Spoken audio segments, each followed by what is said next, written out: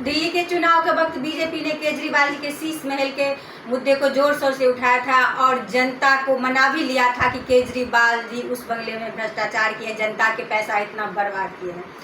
और दिल्ली के जनता ने बीजेपी को वोट भी दिया, दिल्ली का कुर्सी भी दिया।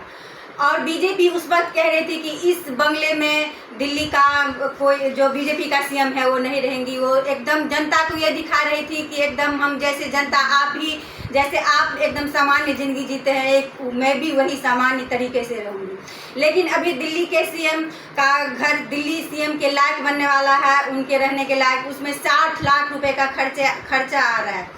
इससे अच्छा तो यही होता जो पहले केजरीवाल जी ने शीश महल बनवाया था, शायद उसी में अगर रेखा गुप्ता सीएम रह जाती तो अभी जो जनता का ये 60 लाख रुपए खर्चा होने वाला है वो बच जाता। और क्योंकि पहले से उसमें बंगलों में खर्चा हो चुका है केजरीवाल जी का शीश महल में, और अभी का ये जो पैसा खर्चा होने वाला है 60 लाख, ये बच जाता दिल्ली का जनता का।